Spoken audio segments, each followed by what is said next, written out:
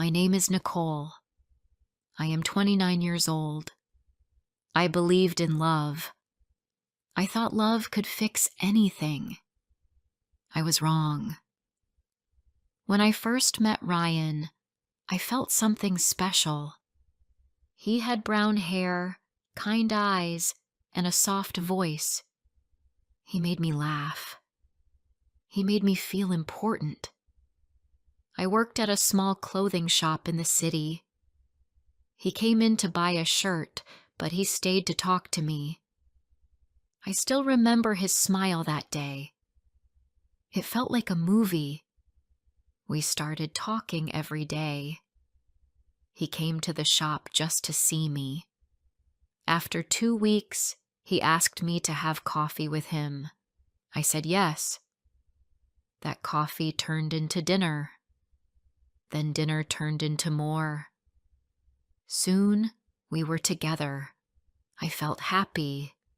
I felt safe. Ryan did not have a job at that time. He said he lost it because of company problems. I said it was okay.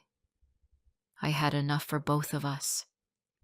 He stayed at my place many nights. I cooked for him. I washed his clothes. I gave him love and time. I gave him everything. 6 months passed. Ryan still had no job, but he always had new shoes, new clothes, a new watch. I asked him, "Where does the money come from?" He smiled and said, "A friend helps me." I wanted to believe him. So I did. But one evening, I got home early from work. I opened the door. I saw Ryan with another girl on my couch. They were laughing. She was wearing my t-shirt. My heart dropped. He stood up fast. "Nicole, it's not what you think," he said. The girl looked confused. "Who is she?" she asked him. I didn't speak. I just stared at both of them. My legs felt weak.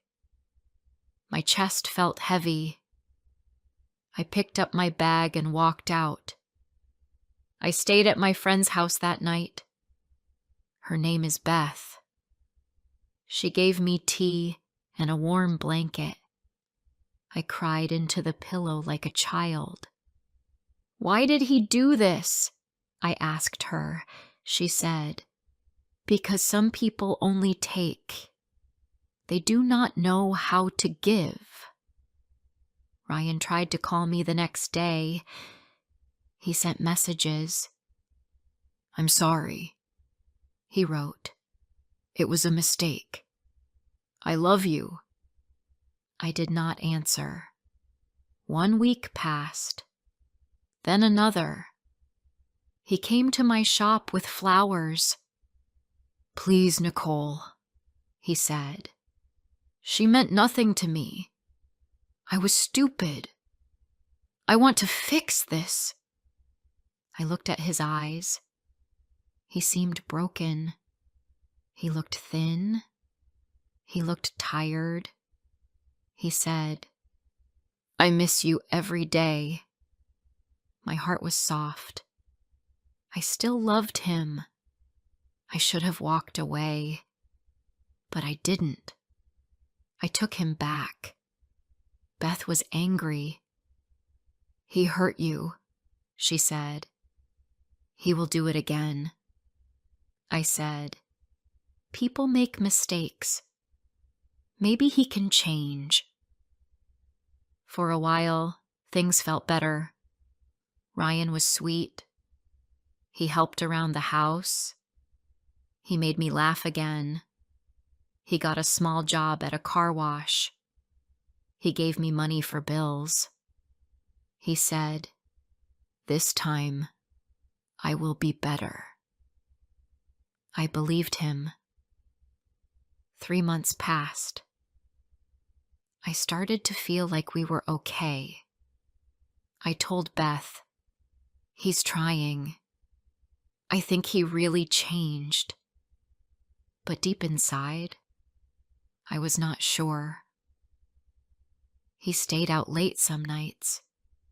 He said he was with his boss or helping a friend. He didn't answer his phone sometimes. When he came home, he looked nervous. He talked fast. "It was just work stuff," he said. One night, I found a hair clip in his bag. It was pink with small pearls. I didn't own it. I held it up. "Whose is this?" He looked at it.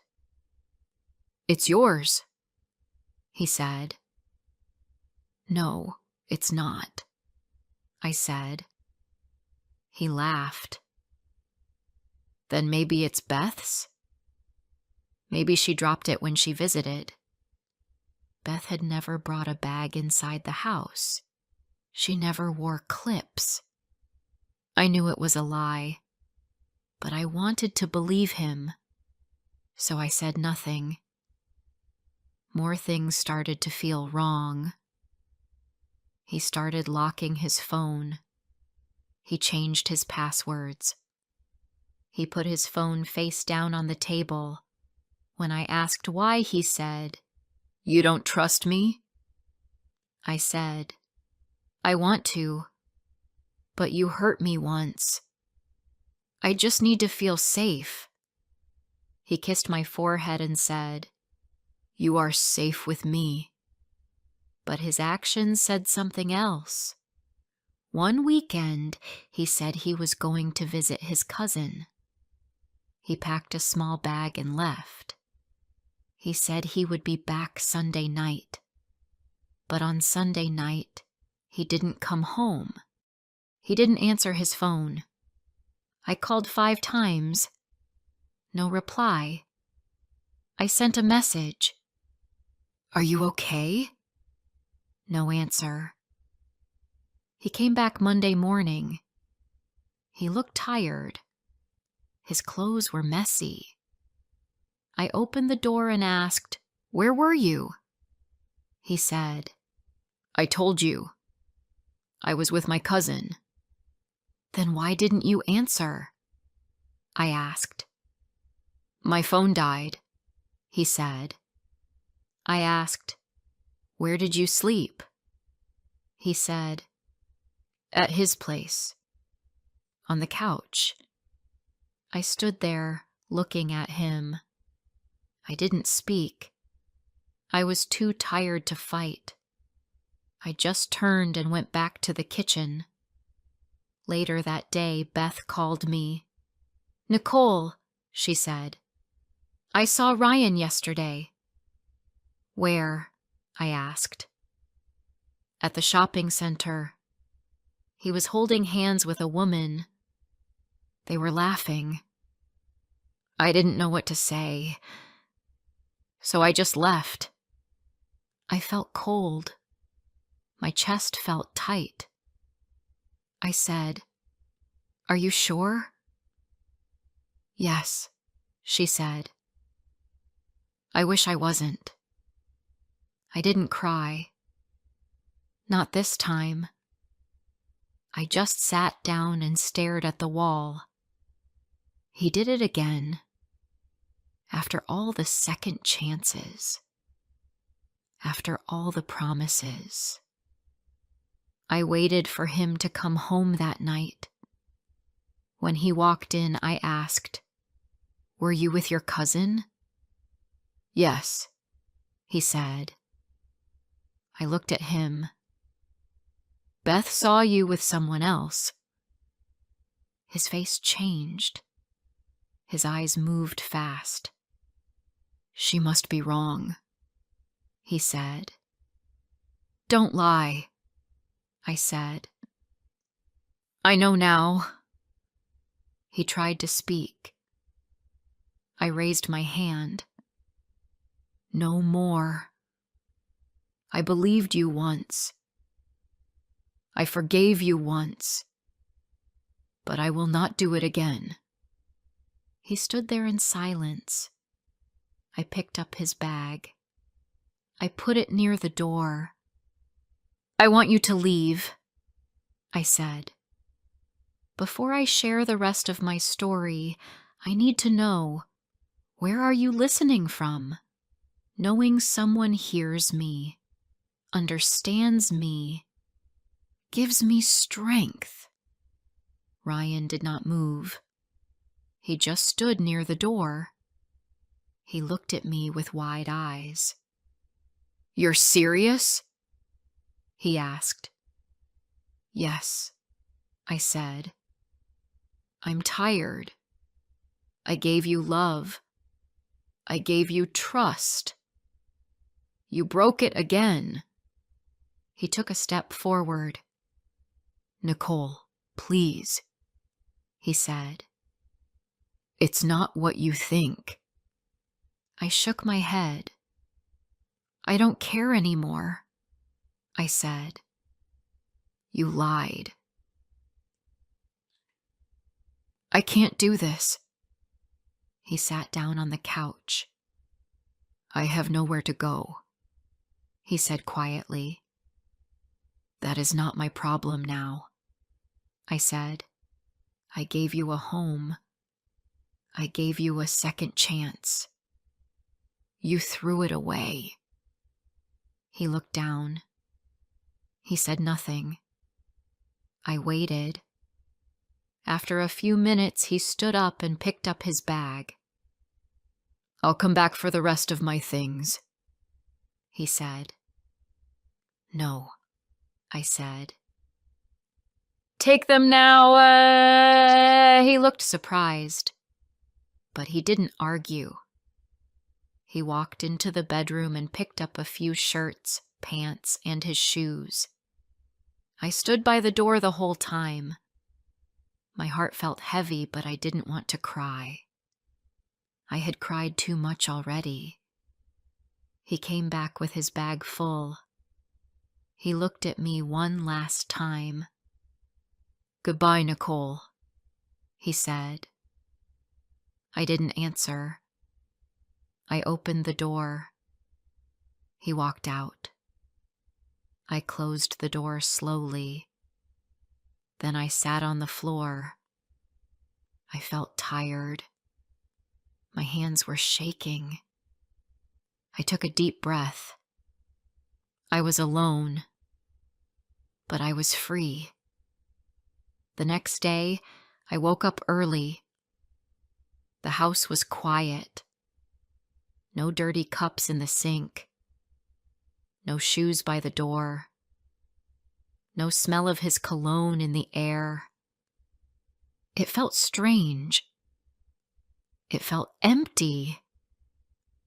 But it also felt clean. I went to work as usual. Beth came by during lunch. We sat in the back room of the shop. I told her everything. "I'm proud of you," she said. "I know it was hard." I looked down.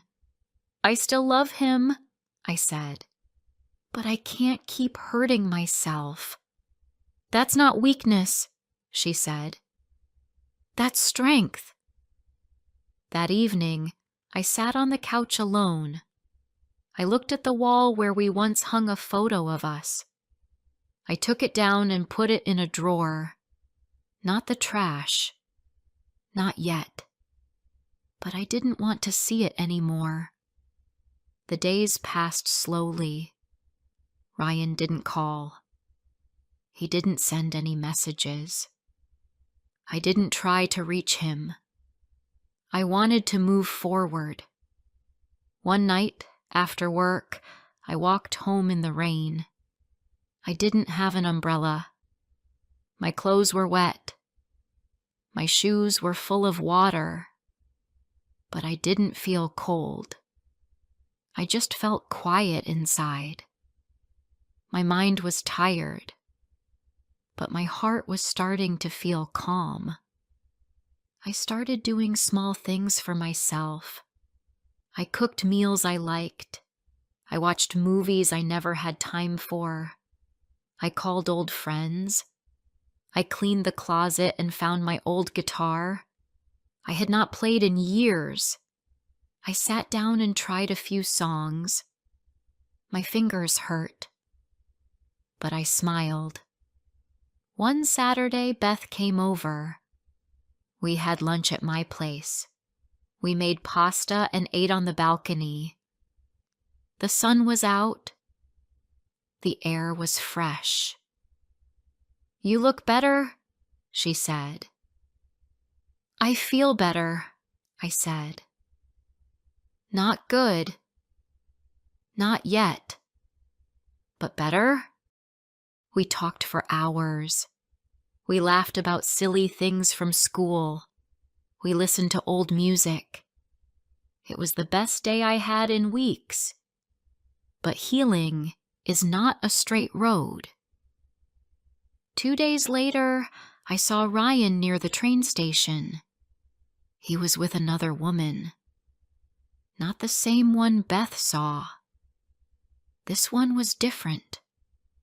They were walking close together. He didn't see me, but I saw them. I stood still. My heart started to race. My stomach felt sick. I wanted to run. I wanted to scream. But I didn't. I just stood there. Then I turned around and walked the other way. That night, I cried again. I thought the pain was gone, but it was still there. Deep inside. I called Beth.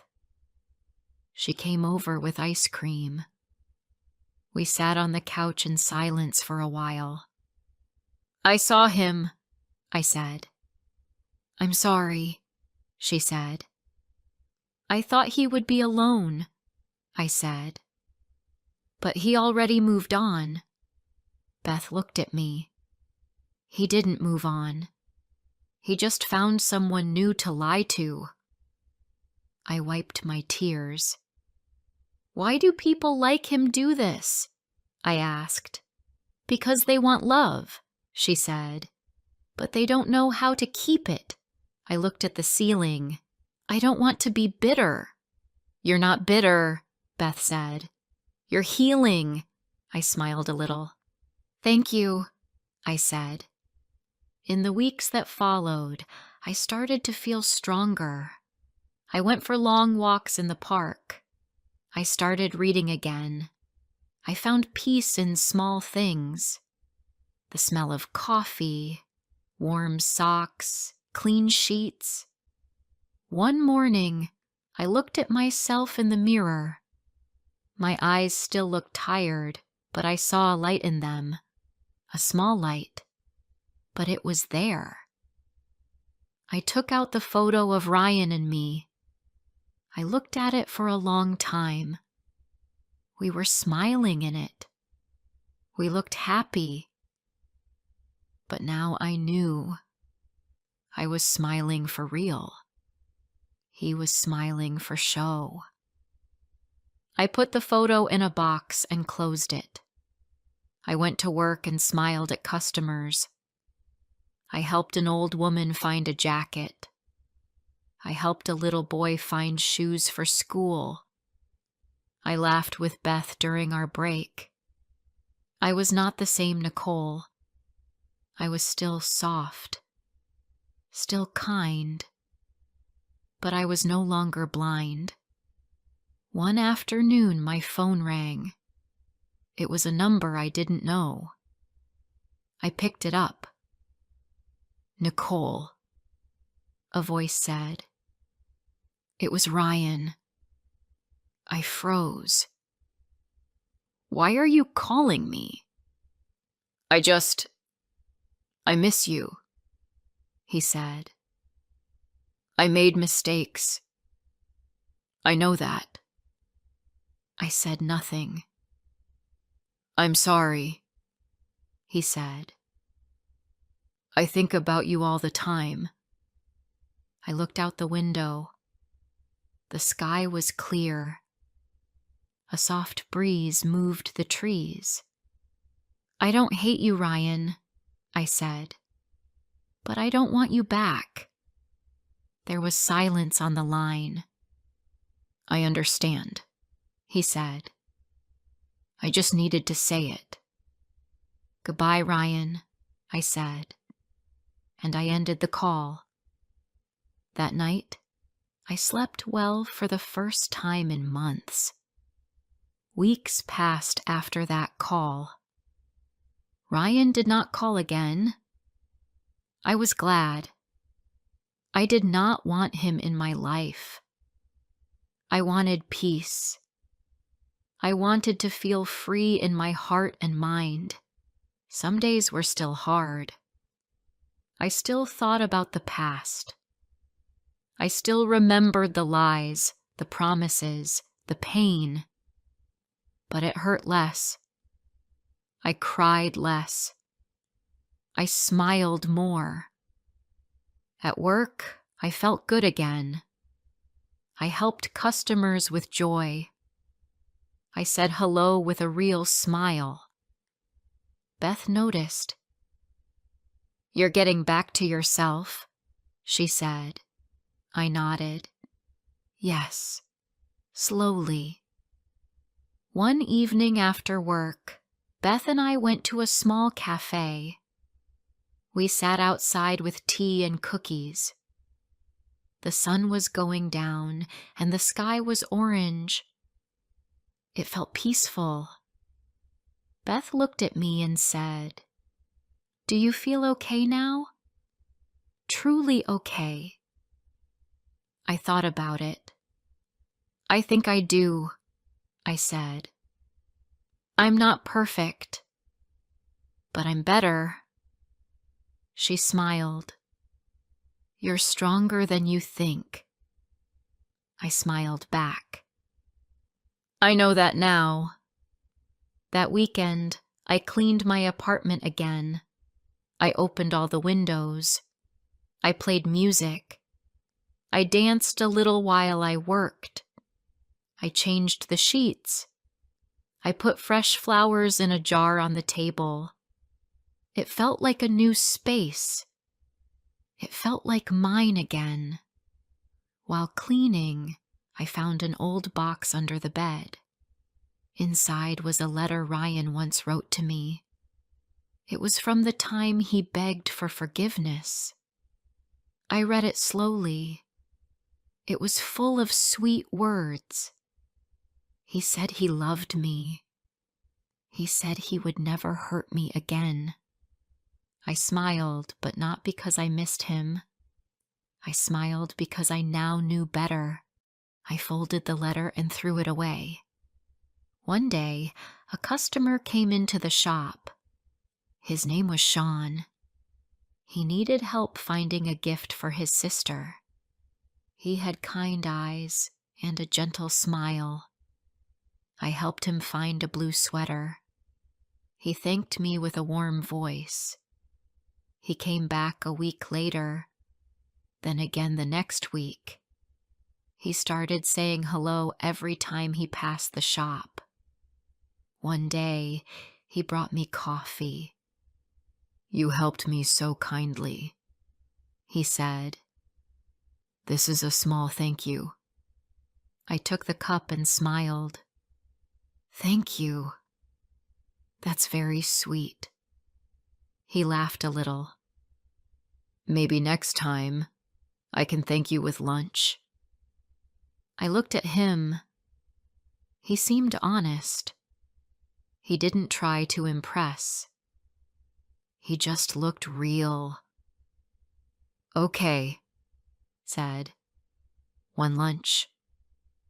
Our first lunch was at a small sandwich place.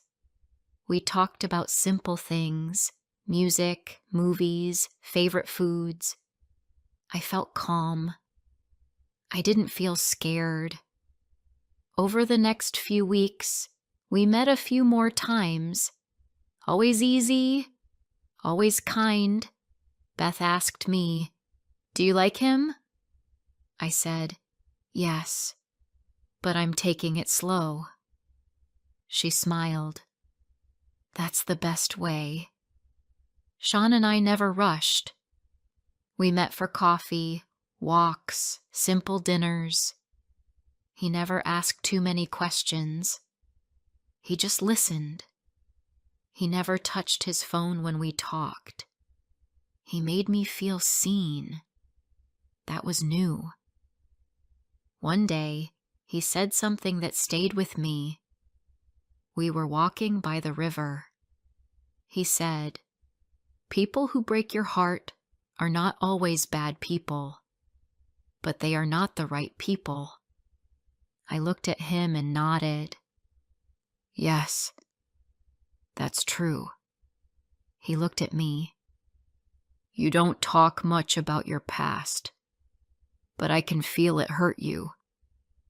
I took a breath. Yes, it did, but I learned a lot. He smiled. "That's what matters." I didn't fall in love with Sean in one day.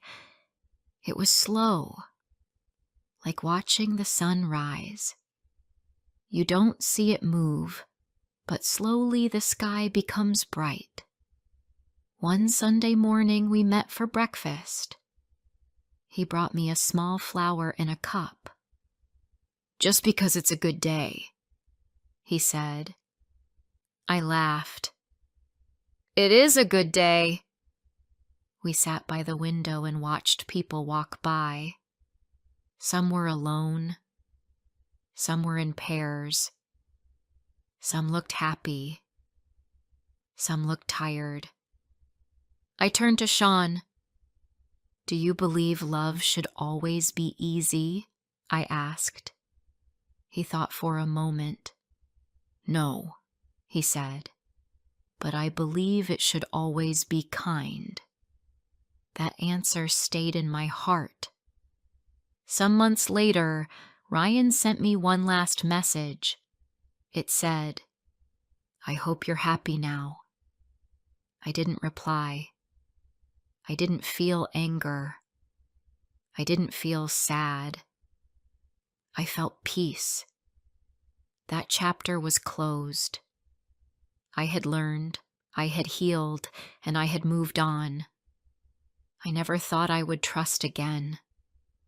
But Sean made me believe in small things, kind words, shared silence, soft laughs.